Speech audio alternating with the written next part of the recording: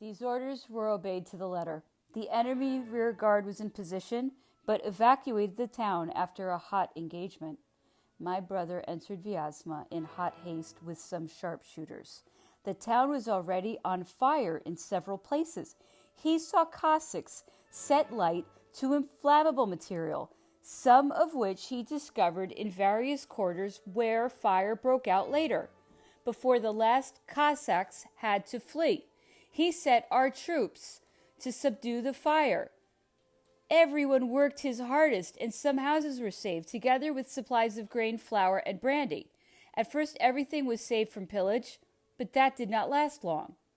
It was ascertained from particulars supplied by some of the inhabitants who had stayed in their houses that complete arrangements had been made by a detachment of Cossack rear guard long before our arrival, and that the place had been set on fire as soon as we came in sight. Everyone was taken aback, the emperor as well as his men. Though he affected to turn this novel method of warfare into a matter for ridicule, he often spoke to us jokingly about what he called a people who burned their houses to prevent our sleeping in them for a night. In spite of these fires, after leaving Dorogobuya, those who were first on the spot found plenty of food, brandy, and even wine.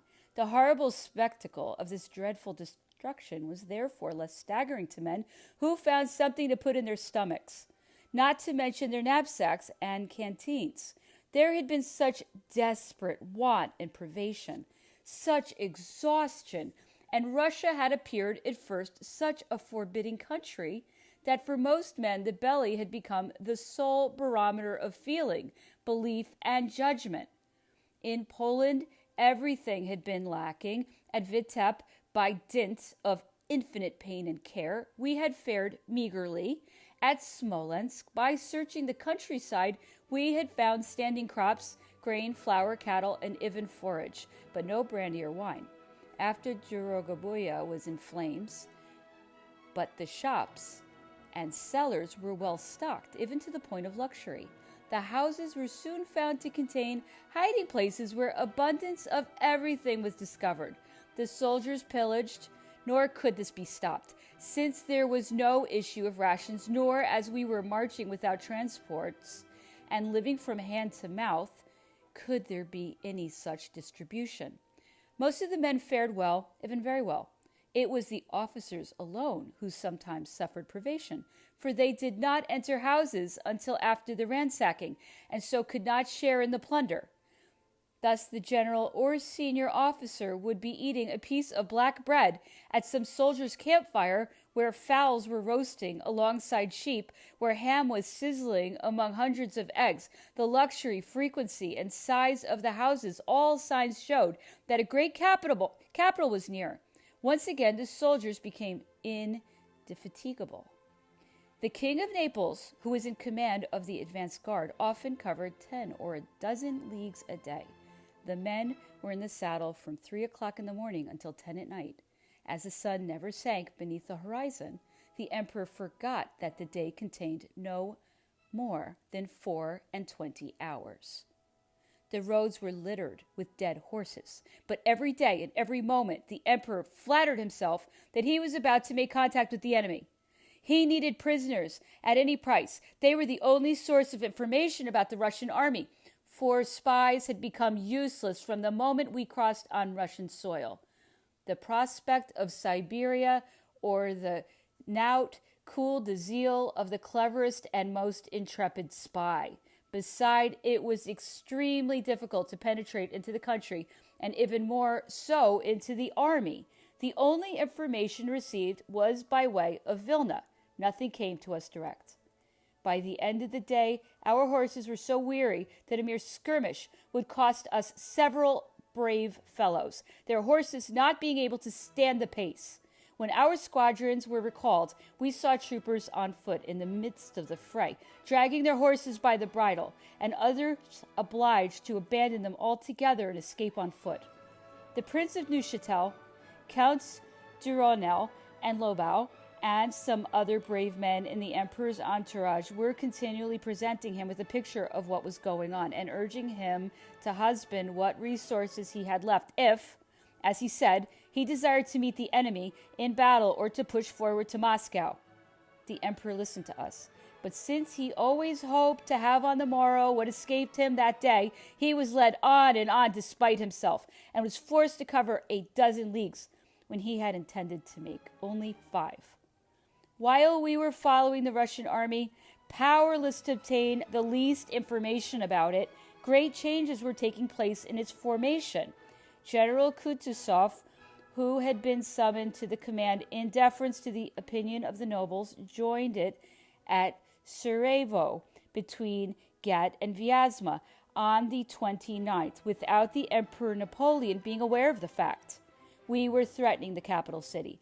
The holy city was burnt down and occupied by the French. We were at the gates of Gat, and the Tsar, who had sent Monsieur Balakov to Vilna, now vouchsafed no answer to overtures.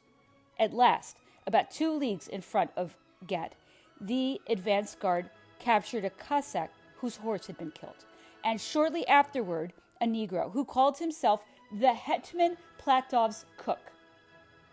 This latter fellow was taken as he was leaving a village where he had been pillaging. The King of Naples sent them both to the emperor, who plied them with questions. Their replies struck me as so pointed that I made rather full notes. The Negro gave us particulars of the mode of life of his general, upon whom he always waited at table. He thus heard the conversation that went on, and was able to recount the rivalries of some of the generals, who were jealous of one another, but he knew nothing of the army's marching movements. He kept on asking to whom he was talking, before whom he had been brought, and at the same time making the most comical grimaces and contortions. He and the Cossack had to be told again and again it was the emperor himself who was interrogating them. Neither would believe that it could be the Emperor Napoleon marching with the vanguard and so near their Cossack friends, for they could not believe that the Tsar would be so near the enemy. Platov sometimes comes to the vanguard, said the Negro, but he does not march with them like this, nor does he stay with them. As for the Russian generals, they never go with the Cossacks, nor even with the Russian troops. If the Russians were to be in the van with the Cossacks, the French would not be at the gates of Gat, for there are many more Russians and Cossacks than there are French, and the Cossacks are not afraid of the French. When told once again that it was the emperor he was speaking to, he bowed, prostrated himself several times, and then began to dance, sing, and make every imaginable contortion. This Negro had assured to the King of Naples, who had no guide, that he knew the entire countryside, so His Majesty ordered the man to be sent back to him, and this was done. The emperor then had the Cossack brought before him. He had been kept to one side while the Negro was being questioned. He was a man between 30 and 36 years of age, dark, 5 feet tall, with quick eyes and an open and intelligent face and a serious air. He was apparently much distressed at finding himself a prisoner. He was especially troubled at having lost his horse, his money, and what he called his little package. That is to say, the effects he had taken or stolen, which he carried on his saddle and used for padding out his seat. The emperor told me to give him some gold pieces and lend him a horse from the stables. This consoled him, and his confidence was soon restored. He then talked as much as was wanted. Attached to the rear guard, he had seen nothing of the main army since Smolensk. It had suffered greatly in what he called the battle, that is to say, at Smolensk. It would fight another battle in front of Moscow. The Russians complained bitterly of Barclay, who they said had prevented them from fighting at Vilna or Smolensk by shutting them up in the town. Kutuzov had reached the army to replace Barclay 2 days previously.